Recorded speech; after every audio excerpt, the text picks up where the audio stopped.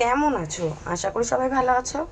আমিও ভালো আছি। আমি এখন দেখো বানাবো সোয়াবিনের তরকারি, নিরামিষ রেসিপি তৈরি করছি, কারণ আজকে আমাদের নিরামিষ। তো তোমরা দেখতে থাকো।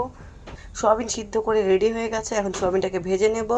আর এখানে একটু মশলা পেস্ট করে নিচ্ছি, দেখো এই যে জিরা, আদা, একটু ধনিয়া আর কাঁচা লঙ্কা, এই দেখো আমি পেস্ট করে নিয়েছি। মশলাটা পেস্ট হয়ে গেছে, এখন আমি সোয়াবিনটাকে ভেজে নিচ্ছি। দেখো সোয়াবিনগুলোকে কড়াইয়ে দিয়ে দিলাম, হলুদ লবণও দিয়ে দিচ্ছি। তো সোয়াবিনগুলোকে ভালো করে ভেজে নেব।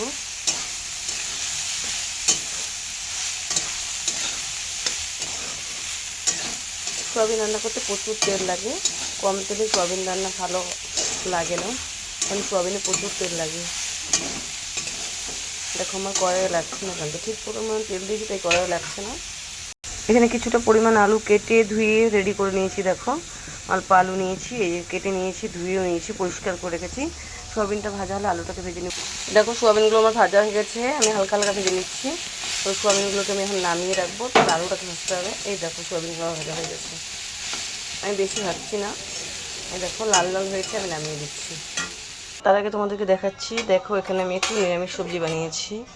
এই দেখো এখান থেকে নিরামিষ সবজি বানিয়ে নিয়েছি, সব রকম মিষ্টি কুমড়া, পুঁই শাক, আলু, বেগুন, পটল, ঝিঙ্গে, কুয়াশ সব কিছু দিয়ে একটা নিরামিষ সবজি বানিয়েছি। আলু ভাজার জন্য কড়াই তেল দিয়েছি, একটু হলুদ লবণ দিয়েছি। আমি হলুদটা তেলের মধ্যেই দিয়েছি, কারণ তাহলে ভালো মতো মিশে যাবে। আলুগুলো ছেড়ে দিলাম, আলুগুলোকে ভালো করে ভেজে নেব এখন।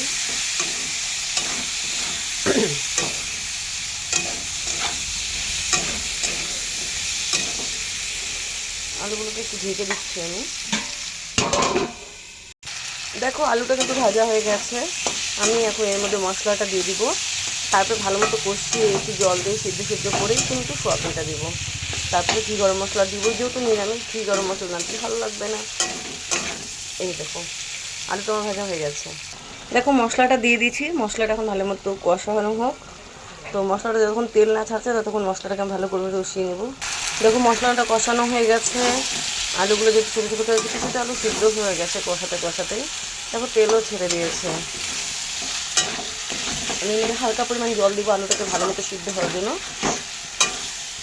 নাহলে লেগে যাবে পুরো। দেখো ঝোলটা ফুটে গেছে, ভালো মতো আলুগুলো সিদ্ধ হয়ে গেছে। একদম অল্প জল যেহেতু দিয়েছি, এর মধ্যে সোয়াবিনটা দিলে পুরো মাখা মাখা হয়ে যাবে। তো আমি সোয়াবিনগুলো দিয়ে দিচ্ছি এখন। এই দেখো সোয়াবিনটাও দিয়ে দিয়েছি, সোয়াবিনটা দিয়ে দেখো মাখা মাখাই হয়েছে। এই দেখো তো এরকমই বানাবো, কারণ আমার বাড়িতে ছোট্ট ছোট্ট বাচ্চা আছে, তাদের একটু ঝোল ঝোল না হলে ভালো লাগে না। আর আমি ডাল টাল বানাইনি, সেহেতু এরকমই বানাচ্ছি। আমি এখন এর মধ্যে একটু ঘি দিয়ে দিচ্ছি, আমি হালকা ঘি দিব, বেশি ঘি দিব না।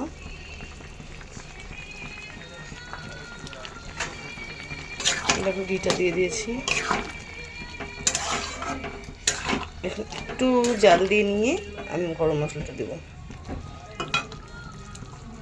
দেখো এই দেখো গরম মশলাটাও দিয়ে দিচ্ছি। আমি সবসময় এই গরম মশলাটাই খাই, সানরাইজ শাহি গরম মশলা, তা আমি এই মশলাটাই ইউজ করছি।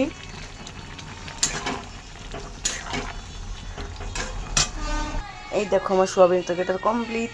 আমি কিন্তু একটু লঙ্কার গুঁড়োটা দিইনি, শুধু কাঁচা লঙ্কা দিয়ে বানিয়েছি।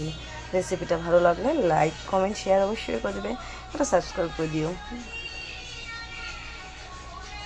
Tata, by.